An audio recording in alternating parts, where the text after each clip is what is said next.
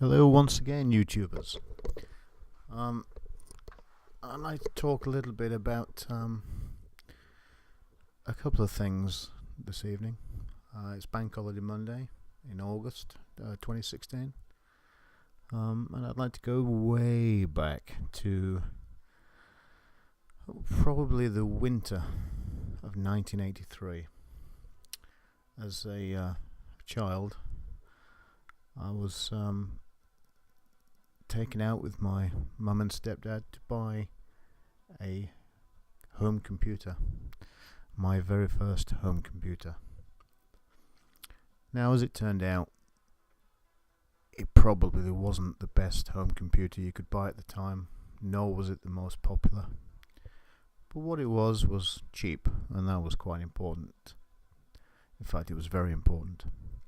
I didn't come from a very wealthy family, so cost was obviously an issue. But anyway, I'd been badgering my mum for probably a year up to this point, and eventually she relented and gave in late 1983.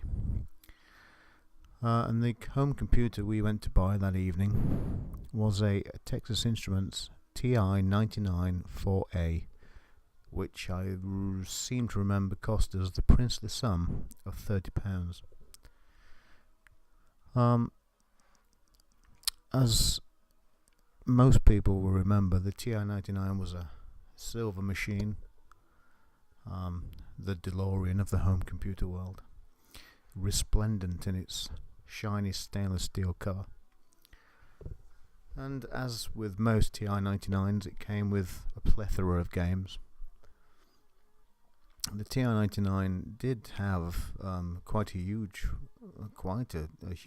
range of educational software, and it was used in the educational sector with the Plato software. But let's face it, as a kid, all we wanted to do was play games, and play games we did. So the TI-99 itself has quite an interesting and sad history. But it was the first 16-bit home computer, as far as I'm aware. It had the TMS 9900 CPU, which I think ran at 3 megahertz. Blisteringly fast 16-bit processing power. But not really.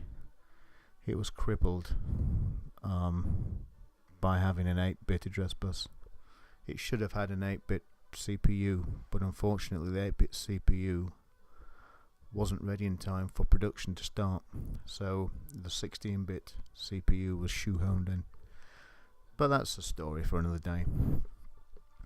Going back to 1983, I was presented with a home computer that was quickly plugged in, and presented with a bright blue screen with coloured blocks and a nice beep sound, which I think read copyright Texas Instruments 1981. I think it did. But anyway, the overriding memory of these early home computers, especially the TI-99, is the games. And it's the games I want to talk about tonight, especially the text adventure. Now, the text adventure is not the most sexy of computer games, nor is it the most interesting to a lot of people. But it is the one I feel that if you have an imagination, especially in the early years of computing, the text adventure was the only way to be fully immersed in a gaming world. We could all play Pac-Man or Defender, but it was what you saw on the screen. It would never be anything else but Pac-Man and Defender. But a text adventure could be something else. If I played a text adventure and it told me there was a goblin in front of a old wooden creaky door holding a dagger, that would conjure images of great peril. Whereas a green Pac-Man running around the screen eating dots probably wouldn't. But another reason for the popularity of text adventures in this era was simply the processing power of the computers. The graphic power, there wasn't very much. Most computers had 8 or 16 colours, very low resolution, and with very limited memory. So you had machines that had 8, 16, 32, 48 and 64K in this era. The TI-99, for example, shipped with 16K. And it was a devil of a job to upgrade it to any more than that. You could, for a princely sum of £100, upgrade it by 3K. But if you wanted the machine upgraded to 64K, or was it 48? Anyway, whatever it was, you needed to spend thousands. Simply because of the pathetically stupid way that Texas Instruments decided you should upgrade the machine. And what this meant was, in the long run, that it was completely destroyed by Commodore on their C64. And sadly, the TI-99 was never given the software support that the 64 had, but then again it never had the lifespan. The TI-99 was disowned by TI in late 83. Was it October 83 they announced the closure? I think it was. And they were selling them in America for like $50 or something, when a year or two earlier they've been trying to sell the things for $1,000 and then $500, then $400 and $300. Eventually they were selling them for $49.99. But back to the software. As a young kid in England, there was very little software support for the TI-99. So when I got my first home computer in December of 83, and instructed my mum on that first Saturday morning when she went shopping to pop into Woolworths or Boots the Chemist and buy me, if she would, a game for the TI-99, I was very disappointed to hear that Boots the Chemist, Littlewoods, Woolworths and any other W.H. Smiths, any other shop, it just didn't sell them anymore.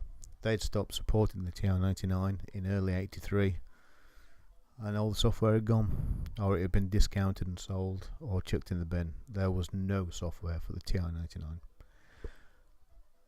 But what my computer did come with was a little leaflet from Parco Electronics in Devon, England, which I found out later had bought all the stock, or a great percentage of the stock, from Texas Instruments at a great discount, imported it into the UK, and we're now shipping throughout Europe and England, obviously, or Britain, the remaining supplies of TI-99 stuff.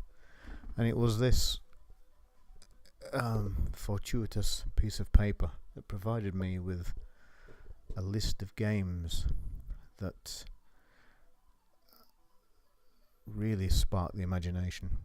Now, this list of games was purely a piece of A4 paper, very poorly photocopied, often lopsided, out of focus. I think it was in blue, or some might have been green, but it was blue ink, I think, on white paper, A4, and it was just a sheet, or a folded sheet, with a price list and a very basic catalogue of games, some very crude, hand-drawn representations of the software.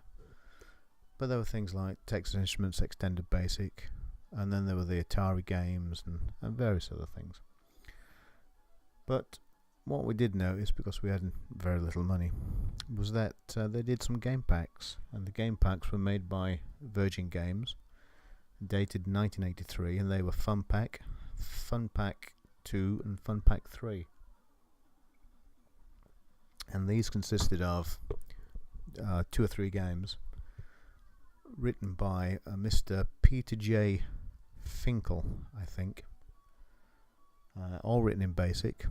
I don't think they were extended BASIC, but these games packs consisted of probably 7 or 8 different games, and one of the games on there was a text adventure, and I'd never seen a text adventure before, and this text adventure was Starship Supernova.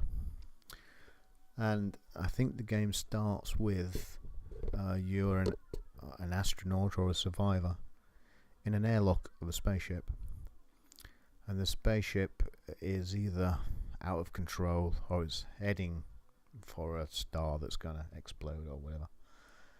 But your task is to get out of the airlock and explore the space station or the spaceship. And the first problem you encounter when leaving this spaceship or exploring the spaceship is that there is a robot, a sentinel, in your way, guarding the corridors.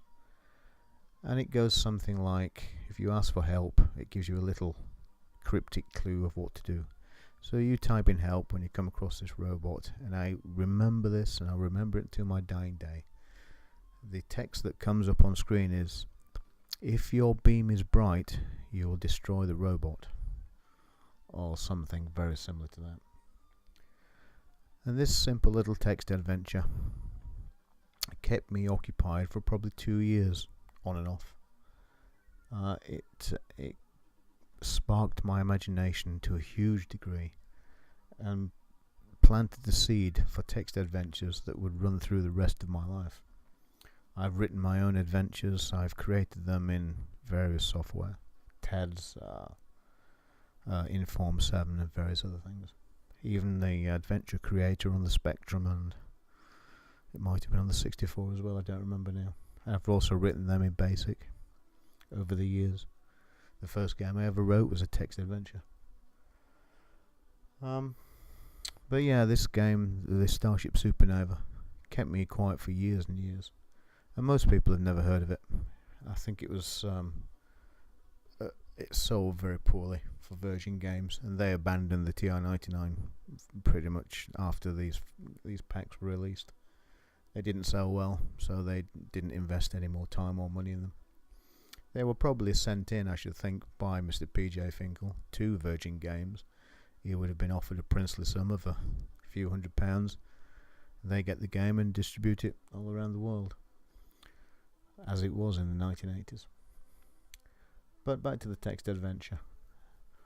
After my love affair with the TI ended, and it did end fairly quickly, to be honest, probably 18 months, 2 years maximum.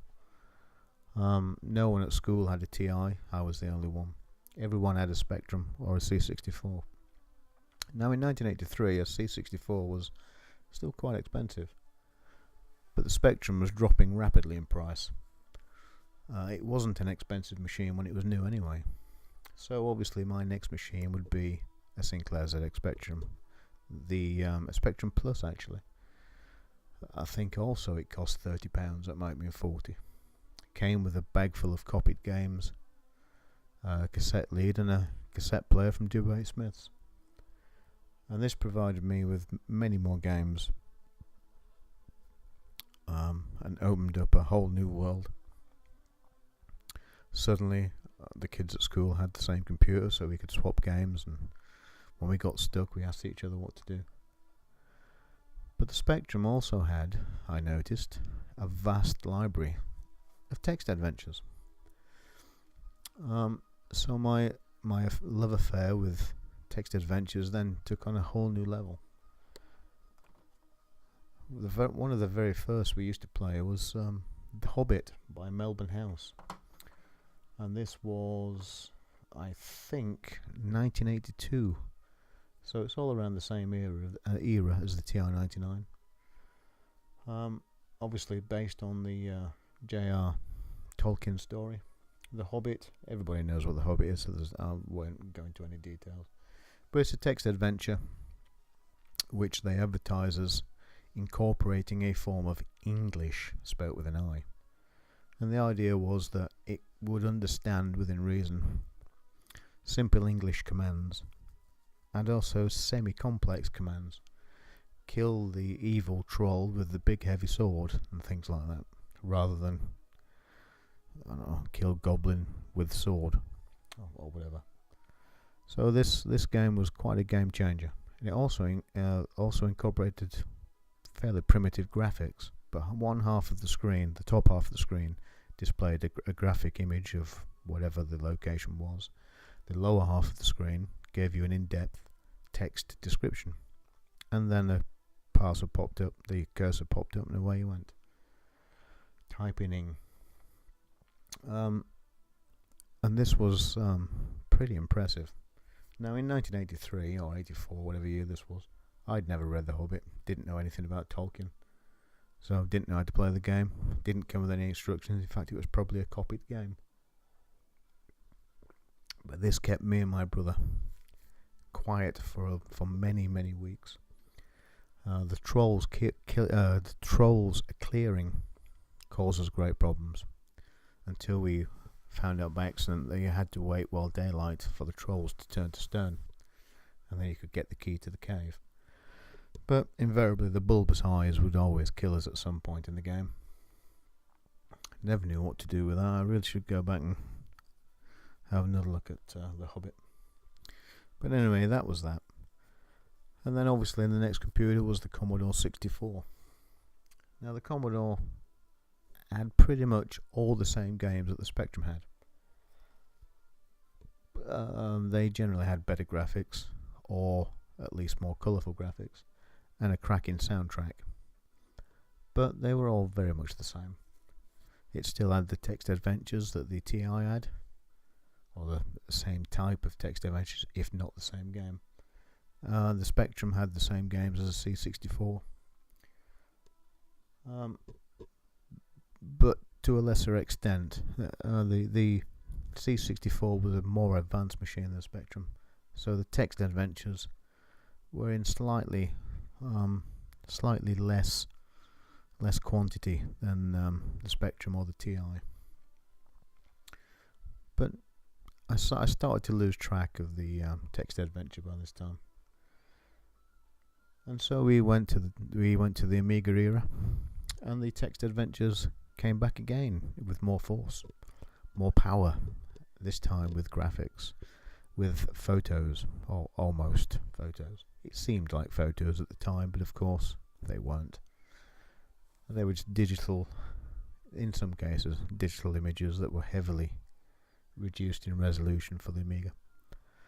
But you had things like The Pawn, The Guild of Thieves, blimey, what else was there? There was loads of stuff, loads of games.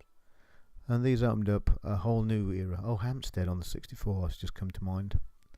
I must play that again. I loved Hampstead. But anyway, the Amiga was really the final bow of the text adventure.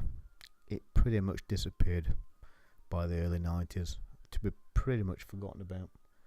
And I think this is a shame, because the text adventure really does invoke an era of imagination. It also teaches people to spell, which in this day and age is more important than ever, I feel. So as this rambling mess of conversation goes on, I shall include videos and pictures of text adventures. Perhaps not videos, they're not the most exciting. But the text adventure really does deserve to come back, I feel. And I will be writing some games in the near future, text adventures, for various machines. I don't know how or what I'm going to do with them. Probably on the Amiga. There is also some great documentaries about Get Lamp, is one that you should see. It is fascinating. But all started with Colossal Adventure, obviously, in the 70s. That might have even been in the 60s originally. But Colossal Cave Adventure is where it all started. But to a certain aged gamer, the text adventure really is where it all started. And it has a special place in my heart.